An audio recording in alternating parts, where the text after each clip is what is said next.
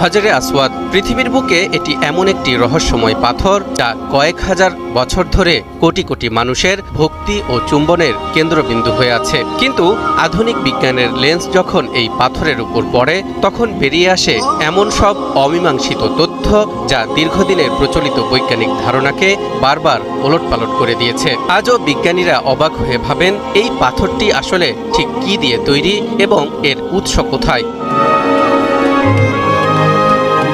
ইসলাম ধর্মের বিশ্বাস অনুযায়ী হাজরে আসওয়াদ অর্থ হল কালো পাথর। হাদিসে বলা হয়েছে এই পাথরটি মূলত জান্নাত থেকে অবতীর্ণ হয়েছে। হযরত মুহাম্মদ সাল্লাল্লাহু আলাইহি ওয়াসাল্লামের একটি প্রসিদ্ধ হাদিস থেকে জানা যায়, এটি যখন জান্নাত থেকে নেমেছিল তখন এটি দুধের চেয়েও সাদা ছিল, কিন্তু পরবর্তীতে মানুষের পাপ শোষণ করতে করতে এটি কালো হয়ে যায়। রাসূল সাল্লাল্লাহু আলাইহি ওয়াসাল্লাম আরও জানিয়েছেন, কিয়ামতের দিন এই পাথরের জিহবা ও চোখ থাকবে এবং যারা সত্য ও নিষ্ঠার সাথে একে স্পর্শ করেছে তাদের জন্য এটি আল্লাহর দরবারে সাক্ষ্য দিবে।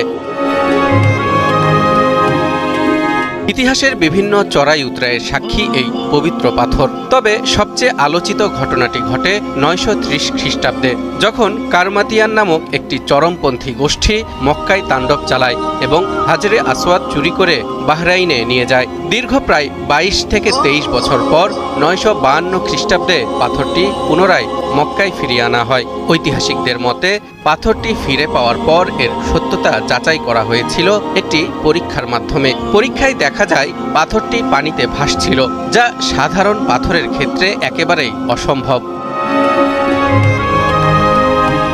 প্রথম দিকে এটি একটি অখণ্ড পাথর থাকলেও ইতিহাসের নানা বিপর্যয় ও দুর্ঘটনায় এটি বর্তমানে ছোট বড় 8টি টুকরোয় বিভক্ত। এই টুকরোগুলোকে একটি বড় পাথরের উপর স্থাপন করে চারপাশে রূপার ফ্রেম দিয়ে আটকে রাখা হয়েছে। ইতিহাসে প্রথম রূপার ফ্রেম তৈরি করেছিলেন হযরত আব্দুল্লাহ বিন জুবাইর রাদিয়াল্লাহু তাআলা আনহু, যা পরবর্তীতে প্রয়োজন অনুযায়ী বিভিন্ন খলিফা ও শাসকরা সংস্কার করেছেন। অনেকেই হয়তো জানেন না, হাজরে আসওয়াদের কিছু খণ্ড মক্কার বাইরেও সংরক্ষিত আছে বলে দাবি করা হয়। অটোমান সাম্রাজ্যের সময় তুরস্কের শাসকরা আরব অঞ্চল শাসন করতেন। বলা হয় তাদের হাত ধরেই পাথরের 6টি টুকরো ইস্তাম্বুলে নিয়ে যাওয়া হয়েছিল। বর্তমানে ইস্তাম্বুলের ব্লু মস্ক, সুলতান সুলাইমানের মাজার এবং সোকুল্লু মেহমেদ পাশা মসজিদে এই টুকরোগুলো সংরক্ষিত আছে বলে মনে করা হয়। হাজরে আসওয়াদ নিয়ে বিজ্ঞানীদের কৌতূহলের শেষ নেই। যেহেতু ধর্মীয় কারণে এই পাথরে কোনো সরাসরি রাসায়নিক পরীক্ষা চালানোর অনুমতি নেই, তাই বিজ্ঞানীরা সৌদি সরকারের তোলা হাজরে আসওয়াদ পাথরের ক্লোজ ছবি এবং মক্কার আশপাশের মাটির নমুনা ও বাহ্যিক পর্যবেক্ষণের ভিত্তিতে কয়েকটি থিওরি দিয়েছেন। তবে আশ্চর্যের বিষয় হল, প্রতিটি থিওরি কোনো না কোনো পর্যায়ে এসে ভুল প্রমাণিত হয়েছে। যেমন উল্কাপিণ্ড তত্ত্ব। 1857 সালে অস্ট্রো হাঙ্গেরীয় খনিজ সংগ্রহশালার কিউরেটর পল পার্শ বিস্তারিত গবেষণার মাধ্যমে প্রথম ব্যক্তি হিসেবে ঘোষণা করেন এটি মহাকাশ থেকে আসা একটি উল্কাপিণ্ড, কারণ এতে ইরিডিয়ামের মতো বিরল ধাতুর উপস্থিতি পাওয়া গেছে। কিন্তু তার এই ধারণাটি ভুল প্রমাণিত হয়েছে, কারণ সাধারণ উল্কাপিণ্ড ওজনের কারণে পানিতে ডুবে যায়, কিন্তু হাজরে আসওয়াদ পানিতে ভাসে। আগ্নেয় শিলাতত্ত্ব। ইউনাইটেড স্টেটস জিওলজিক্যাল সার্ভের কোনো বিজ্ঞানী একে ব্যাসাল্ট বা পিউমিস পাথর মনে করেন। তাদের যুক্তি, পিউমিস পাথর হালকা হওয়ায় পানিতে ভাসতে পারে, কিন্তু তাদের ধারণাও ভুল বলে প্রমাণিত হয়েছে, কারণ মক্কা বা এর আশপাশের আরব ভূখণ্ডে এমন কোনো আগ্নেয়গিরির অস্তিত্ব নেই যা পিউমিস পাথর তৈরি করতে পারে।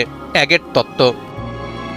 1974 সালে যুক্তরাষ্ট্রের ইলিনয় ইউনিভার্সিটির প্রফেসর ডক্টর রবার্ট রিডস ও জন ম্যাকহন যৌথ গবেষণায় দাবি করেন এটি একটি দামি অ্যাগেট পাথর।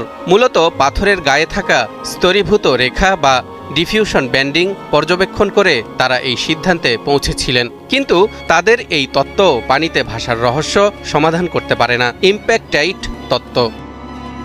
1980 সালে ডেনমার্কের কোপেনহেগেন ইউনিভার্সিটির বিজ্ঞানী এলসেবেথ থমসেন নতুন একটি তত্ত্ব দেন। তার মতে প্রায় 6000 বছর আগে সৌদি আরবের ওয়াবার নামক স্থানে একটি উল্কাপিণ্ড পতনের ফলে প্রচণ্ড তাপে যে প্রাকৃতিক কাঁচ বা ইম্প্যাক্টাইট তৈরি হয়েছিল এটি সেই পাথর। কিন্তু ২০০৪ সালের ভূতাত্ত্বিক পরীক্ষায় দেখা যায় উল্কাপিণ্ড পতনের ওই ঘটনাটি আসলে অনেক নতুন, সম্ভবত ২০০ থেকে ৩০০ বছর আগে ঘটেছে। সুতরাং এই উল্কাপিণ্ড পতনের সময়কাল আর কাবা শরীফ নির্মাণের সময়কালের মধ্যে বিশাল ব্যবধান রয়েছে। কাজেই এই ধারণাও সঠিক নয়। ছদ্ম উল্কাপিণ্ড তত্ত্ব। ব্রিটিশ ন্যাচারাল হিস্ট্রি মিউজিয়ামের দেয়া সাম্প্রতিককালের তথ্য মতে এটি আসলে পৃথিবীরই কোনো সাধারণ পাথর হতে পারে, যা ভুলবশত মানুষ উল্কাপিণ্ড ভেবে এসেছে। কিন্তু তাদের এই ধারণাও সম্পূর্ণরূপে ভুল, কারণ পৃথিবীর অন্য কোনো সাধারণ পাথরের সাথে এর রাসায়নিক বা গঠনগত কোনো মিল খুঁজে পাওয়া যায়নি। হাজরে আসওয়াদের পানিতে ভাসার ক্ষমতা, অদ্ভুত গঠন এবং পৃথিবীর অন্য কোনো পাথরের সাথে সাদৃশ্য না থাকা, এই বিষয়গুলো বিজ্ঞানীদের কাছে আজও এক অমীমাংসিত রহস্য। বিজ্ঞানের আধুনিক প্রযুক্তি যেখানে মহাকাশের দূরতম গ্রহের খবরাখবর এনে দিচ্ছে, সেখানে মাত্র কয়েক সেন্টিমিটারের এই পাথরটি আজও তার উৎসের গোপন রহস্য আগলে রেখেছে। বিজ্ঞানীরা নানা গবেষণা করেও যখন এর কোনো পার্থিব উৎস খুঁজে পাননি, তখন একটি বিষয় পরিষ্কার হয়ে যায়। হাজরে আসওয়াদ দুনিয়ার কোনো সাধারণ পাথর নয়, বরং এটি সেই অতিপ্রাকৃত বা জান্নাতি পাথর যার বর্ণনা আজ থেকে ১৫০০ বছর আগেই বিশ্বনবী হজরত মুহাম্মদ সাল্লাল্লাহু আলাইহি ওয়াসাল্লাম দিয়ে গেছেন।